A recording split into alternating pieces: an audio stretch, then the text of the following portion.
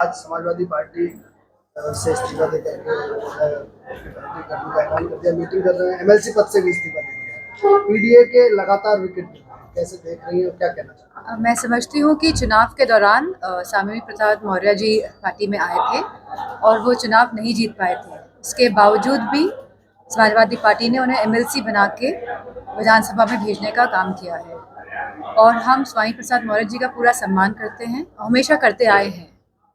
और जो समाज, अब आप बोलेंगे, नेक्स्ट सवाल करिए। अब पल्लवी पटेल जी ने भी पार्टी में रहते हुए और बगावत के सुर सामने ला दिया कि राज्यसभा कैंडिडेट को वोट ही करने वाले, कहती है कि पीडीए के नाम पर छलावा कर रही है समाज। पल्लवी पटेल जी मेरी बहन जैसी हैं और बहुत सम्मान है मेरे हृदय में उनके लिए। और समाजवादी पार्टी के सिंबल से पल्लवी पटेल जी लड़ी थी और जीती थी। हम चाहते थे कि पल्लवी पटेल की जो माता जी हैं वो भी समाजवादी पार्टी से जीते और वो भी सदन तक पहुँचे, विधानसभा। लेकिन वो अपनी पार्टी के सिंबल से लड़ी और पल्लवी पटेल जी समाजवादी पार्टी के सिंबल से लड़ी और वो सदन तक पहुँची और हमें खुशी है।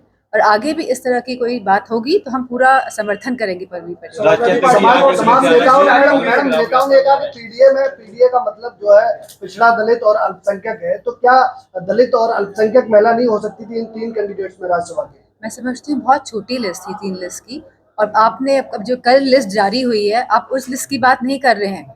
जो लोकसभा की लिस्ट जारी हुई, आप उसकी बात करिए। आप कहाँ छोटी छोटी बातें पढ़ते हैं? समाजवादी पार्टी ने हमेशा नेताजी के समय से पीडीए की बात करी है, पीडीए के लोगों को आगे लेके आए हैं।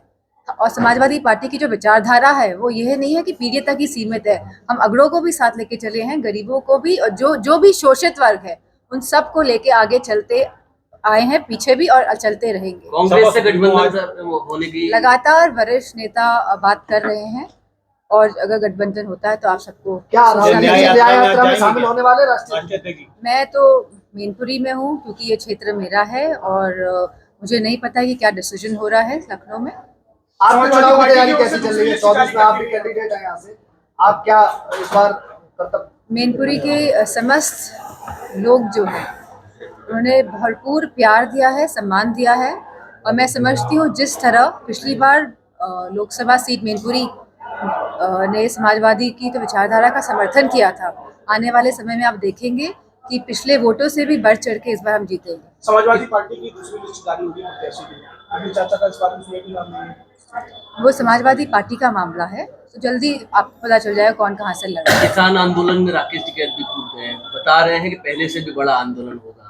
विपक्षी यानी सत्ता पक्ष के लोग ये कह रहे हैं कि आप लोगों का षड्यंत्र के तहत ये किया जा रहा है। ऐसा कुछ नहीं है। हम सभी जानते हैं कि किसान पूरे जो हिंदुस्तान का परेशान है और इतनी बड़ी संख्या में अगर किसान निकल के बाहर आ रहे हैं और उसमें असलों का इस्तेमाल हो रहा है, रबर बुलेट्स का इस्तेमाल हो रहा है और इस तरह के सोनिक, हम लोग सुनने में आया है कि वेपन्स का भी इस्तेमाल किया जाएगा जिससे कि उनकी हियरिंग एड जा सकती है, मतलब सुनने की शक्ति और क्षमता जो हो सकती है उसको नुकसान पहुंच सकता है।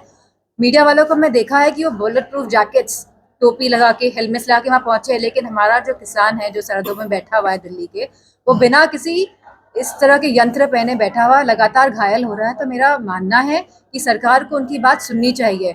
2000 जब उत्तर प्रदेश में चुनाव हो रहे थे तब 3 कानून वापस लिए गए थे और यह सरकार ऐसी ही है, चुनाव के हिसाब से ही अपने फैसले करती आई है और करती रहेगी। पुलिस भर्ती भी जो निकाली है आज, तो आप जानते हैं उसमें भी कितनी धांधली हुई है, पेपर पहले से लीक हो गया है। तो सरकार इस तरह जब जब जब इलेक्शंस आएंगे इस तरह के मुद्दे लेकर आएगी सरकार। क्या सभी भी कह रही है आपके पास जीत रही है, आप किससे दिखती है? हाँ, भारतीय जनता पार्टी कह रही है कि लोकसभा सीट, भारतीय जनता पार्टी को ये बात भी कहनी चाहिए कि हमने कितने युवाओं को रोजगार दिया है। हम अग्निवीर की क्या व्यवस्था लेके आए हैं युवाओं के लिए, हम किसानों के लिए क्या कर रहे हैं, हम खाद इतनी महंगी क्यों कर रहे हैं, हम खाद में चोरी क्यों कर रहे हैं, हम मवेशियों जो आवारा पशु हैं उनका समाधान क्यों नहीं ढूंढ पा रहे। तो मैं समझती हूँ बीजेपी के लोगों को ये बात भी कहनी चाहिए, इस बात को नहीं कहना चाहिए कि हम 80 में से 80 आए। पुलिस वाले उसको लेकर कल आपको ज्ञापन दिया? जी हाँ, व्हाट्सएप में और टेलीग्राम में। आवाज ले जाने नहीं, अब ये तो उत्तर प्रदेश की सरकार डिसाइड करेगी कि इसमें उसको एक कमेटी बना के इसकी जांच करानी चाहिए, क्योंकि ये अन्याय होगा हमारे युवाओं के साथ अगर पेपर लीक हुआ है उसके बावजूद भी इस तरह की भर्ती आगे बढ़ती है। बसपा सुप्रीमो मायावती ने अकेले यूपी में चुनाव लड़ने का ऐलान किया है। कितना बड़ा नुकसान कर सकती है समाजवादी पार्टी को, क्योंकि आप पीडीए के तहत चुनाव में जा रहे हैं, उसमें दलित भी है और दलित मैं भी बहुत बसपा के बारे में मैं नहीं बोल सकती। मैडम, सपा और कांग्रेस की टूट को लेकर क्या कहेंगे, क्योंकि अभी तक कोई सेटिंग नहीं बन पाई है। समाजवादी पार्टी के जितने भी हम लोग को चुनाव लड़ाने हैं, हम लोग ऑलरेडी इस पे डिसीजन ले चुके हैं कि कौन कौन कहाँ से चुनाव लड़ने जा रहा है। तो मैं समझती हूँ मजबूती के साथ समाजवादी पार्टी भाजपा का सामना करने जा रही क्या है। समाजवादी पार्टी की बसपा से, जैसा कि आपने बताया, बसपा कहने को तैयार नहीं है, क्या गठबंधन की बात आगे जारी है? समाजवादी पार्टी बीएसपी को फिर से गठबंधन में लाना चाह रही है, इंडी गठबंधन में? मैं इस बारे में कुछ नहीं जानती। पार्टी का गठबंधन हो गया है, क्या कहना है? पार्टी ने गठन